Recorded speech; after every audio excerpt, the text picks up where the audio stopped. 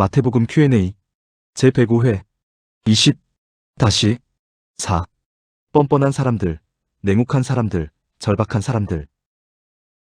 마태복음 20장 29절로 34절에 예수님께서 맹인 두 사람의 눈을 뜨게 해주시는 이적이 기록되어 있습니다. 이 내용에서 주목해야 하는 것은 이적 자체보다 사람들입니다. 이제 곧 예수님께서 예루살렘으로 들어가셔서 십자가 사역을 보이실 텐데 예수님 주변의 사람들이 어떤 부류의 사람들이며 어떤 모습을 보이는지를 주목해야 합니다. 이 지점에서 먼저 여쭈어 볼 게 하나 있습니다. 여러분들은 스스로 인복이 있다고 생각하십니까? 부모, 형제, 자매, 배우자, 자녀, 친척, 동료, 지인 등 주변에 많은 사람이 함께 살고 있습니다. 그 사람들과 항상 따뜻한 마음을 공유하는 가운데 서로 위로와 평안과 도움을 주고받으며 즐겁고 행복하게 살고 계십니까? 그렇게 살고 계신다면 여러분들은 대단히 인복이 있으신 것입니다. 그렇다면 예수님은 어떠셨을까요? 예수님은 인복이 있는 분이셨을까요? 인복이 없는 분이셨을까요? 예수님은 인복이 지지리도 없는 분이셨습니다. 우선 태어날 때부터 큰 소동이 있었습니다. 동방박사로부터 큰 자가 태어났다는 소식을 들은 헤롯 왕은 그날 밤에 태어난 아이를 모조리 찾아 죽이려고 했고, 이를 피해 예수님은 애굽으로 도망을 가야만 했습니다. 돌아가실 때도 예수님은 참 인복이 없었습니다. 3년 넘게 함께했던 제자들은 예수님의 죽음의 자리를 지켜주지 않았고, 예수님으로부터 병 고침을 받았던 많은 사람의 모습도 보이지 않았고, 오병이어 이적을 통해 한 끼 식사를 대접받았던 사람들의 흔적도 전혀 보이지 않았습니다. 예수님은 태어나실 때도 죽음을 맞으실 때도 참 인복이 없는 분이셨습니다. 그렇다면 살아계신 동안은 어땠을까요? 사역하시는 동안에는 어땠을까요? 인복이 철철 넘쳤을까요? 결코 그렇지 않았습니다. 살아계신 동안에도 똑같았습니다. 즉 예수님은 태어나셔서 죽으실 때까지 인복이란 것을 한 번도 경험하지 못하셨다고 해도 과언이 아닙니다. 이전 영상에서 야고보와 요한의 어머니 이야기를 다루었습니다. 무엇인가를 요구하는 어머니에게 예수님께서 무엇을 원하느냐라고 묻자 야고보와 요한의 어머니는 기다렸다는 듯이 나의 이 두 아들을 주의 나라에서 하나는 주의 우편에 하나는 주의 좌편에 앉게 명하소서라고 요청합니다. 개혁이 성공하면 개혁이 성공해서 최고 권력을 잡게 되면 그래서 이 땅의 지도자로 우뚝 서게 되면 나의 두 아들을 잊지 않고 하나는 우의정에 하나는 좌의정에 앉혀달라고 요구하는 것입니다. 또 이 이야기를 들은 나머지 제자들은 야고보와 요한에게 크게 역정을 냈습니다. 여러분은 이 어머니에 대해 어떻게 생각하십니까? 또 역정을 낸 제자들에 대해 어떻게 생각하십니까? 저는 솔직히 이렇게도 뻔뻔한 사람들이 있을까? 라는 생각을 해보았습니다. 제자들이 오랜 시간 동안 예수님을 따라다닌 것은 맞습니다. 생업을 포기하고 따라다닌 것은 맞습니다. 그런데 그렇게 따라다니는 동안 제자들이 예수님을 위해 한 일이 무엇인가요? 예수님을 위해 한 일이란 아무것도 없었습니다. 제자들은 예수님으로부터 말씀을 듣고 말씀을 배우며 이적의 자리에 함께하는 경험을 했을 뿐 예수님을 위해 한 일은 하나도 없습니다. 그런데 느닷없이 우의정 시켜달라 그럽니다. 느닷없이 좌의정 시켜달라 그럽니다. 그리고 자기들끼리 서로 격노하여 논쟁을 벌입니다. 누가 보면 예수님께 벼슬자리 맡겨놓은 줄로 착각하겠습니다. 이런 제자들의 모습을 보고 어찌 뻔뻔하다고 말하지 않을 수 있겠습니까? 그렇습니다. 제자들은 참으로 뻔뻔한 제자들이었고 이런 뻔뻔한 제자들을 둔 예수님은 정말 인복 없는 분이셨습니다. 그런데 오늘 본문을 보면 뻔뻔한 사람 이외에도 냉혹한 사람들과 절박한 사람들이 예수님 주변에 등장합니다. 정말로 인복 없는 예수님이십니다. 어떤 상황인지 마태복음 20장 29절로 34절의 기록을 살펴보겠습니다. 이렇게 기록되어 있습니다. 그들이 여리고에서 떠나갈 때에 큰 무리가 예수를 따르더라. 맹인 두 사람이 길 가에 앉았다가 예수께서 지나가신다 함을 듣고 소리질러 이르되 주여 우리를 불쌍히 여기소서 다윗의 자손이여 하니 무리가 꾸짖어 잠잠하라 하되 더욱 소리질러 이르되 주여 우리를 불쌍히 여기소서 다윗의 자손이여 하는지라. 예수께서 머물러 서서 그들을 불러 이르시되 너희에게 무엇을 하여 주기를 원하느냐? 이르되 주여 우리의 눈 뜨기를 원하나이다. 예수께서 불쌍히 여기사 그들의 눈을 만지시니 곧 보게 되어 그들이 예수를 따르니라. 이렇게 기록되어 있습니다. 우선 눈길을 끄는 표현이 29절 큰 무리가 예수를 따르더라라는 기록입니다. 많은 사람이 예수님을 따라다니고 있습니다. 이 사람들은 어떤 사람들일까요? 또 이 사람들은 무엇을 기대하며 예수님을 따라다니는 것일까요? 한마디로 표현하자면 이 사람들은 절박한 사람들입니다. 예수님 당시 이스라엘 백성들은 로마로부터 빼앗기고 유대교로부터 빼앗겨서 그야말로 먹고 살기가 힘들었습니다. 끝없는 가난과 온갖 질병에서 벗어나기 위해 몸부림을 쳤지만 몸부림을 치면 칠수록 마치 늪처럼 더 깊은 가난과 질병 속으로 빠졌습니다. 이렇게 절박한 사람들에게 그리스도라고 소문난 예수님은 유일한 희망이었습니다. 가난과 질병과 불평등으로부터 그들을 구원해줄 유일한 동아줄이었습니다. 그러니 그 큰 무리가 예수님을 따르는 것입니다.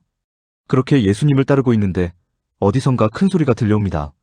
맹인 두 사람이 예수님께서 지나가신다는 소리를 듣고 주여, 우리를 불쌍히 여기소서라고 외치는 소리입니다. 우리를 불쌍히 여기소서, 다윗의 자손이여라고 외치는 소리입니다. 정말로 절박한 두 사람의 맹인입니다. 예수님을 따르던 사람들과는 또 다른 차원의 절박한 사람이 등장했습니다. 앞까지 못 보니까 훨씬 더 고통스러운 삶, 훨씬 더 가난한 삶, 훨씬 더 절박한 삶을 살았을 게 뻔한 사람입니다. 예수님께 무엇인가를 기대하며 따르는 절박한 사람들 앞에 더 절박한 사람들이 나타났습니다. 어떤 일이 일어날 것 같습니까? 성경의 기록은 31절, 무리가 꾸짖어 잠잠하라라는 기록입니다. 그렇습니다. 무리는 두 맹인을 꾸짖었습니다. 제발 좀 조용히 하라고 꾸짖었습니다. 물론 무리도 절박한 사람들의 무리입니다. 그래도 무리에 있는 사람들은 볼 수 있고 들을 수 있는 사람들입니다. 두 맹인보다 형편이 좋은 사람들입니다. 그런데 이 사람들이 두 맹인을 꾸짖습니다. 이 사람들이 왜 꾸짖을까요? 그 이유는 시끄럽다는 것입니다. 너는 이 자리에 어울리지 않는다는 것입니다. 나라를 구원할 그리스도가 지나가시는데 어떻게 너 같은 맹인이 끼어들 수 있느냐는 것입니다. 자신들도 절박하지만 더 절박한 맹인 둘이 예수님의 관심을 끄니 냉혹한 사람들로 변해버리고 마는 것입니다. 우선순위에서 밀려나지 않기 위해 물불을 가리지 않는 냉혹한 사람으로 변해버리는 것입니다. 그러나 두 맹인은 꾸짖음에 결코 동요하지 않습니다. 포기하지 않습니다. 아니, 결코 포기할 수가 없습니다. 왜냐하면 이번이 마지막이라고 생각하기 때문입니다. 눈을 뜰 수 있는 마지막 기회라고 생각하기 때문입니다.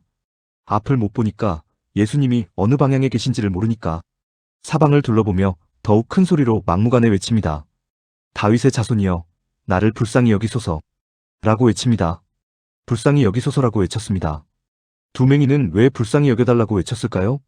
그 이유는 자신들이 맹인인 것을 스스로 해결할 수 없다는 것을 알고 있기 때문입니다.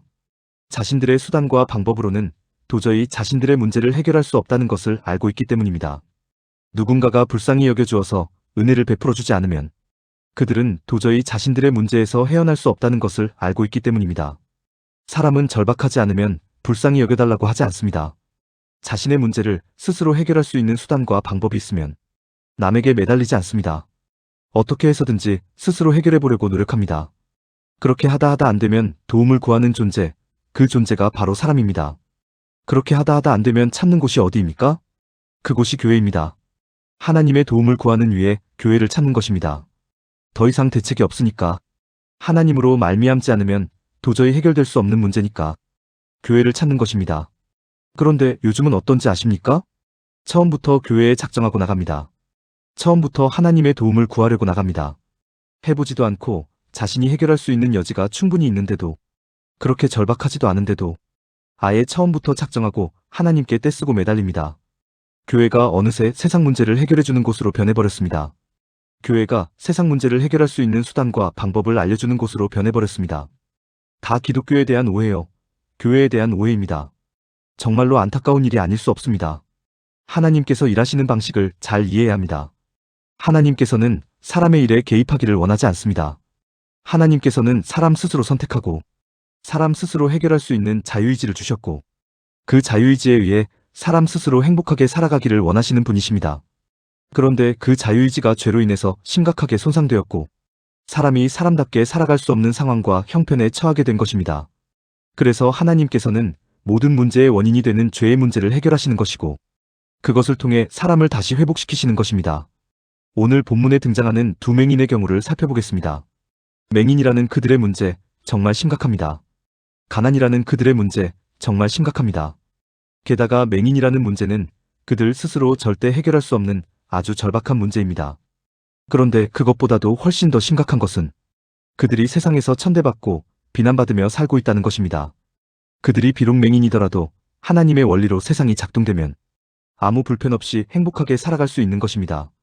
주변의 모든 사람이 하나님의 원리로 그들을 도와주며 그들이 전혀 불편함 없이 살아갈 수 있도록 배려해주면 그들은 자신이 앞 못 보는 것에 대해서 불행하다고 생각하지 않습니다.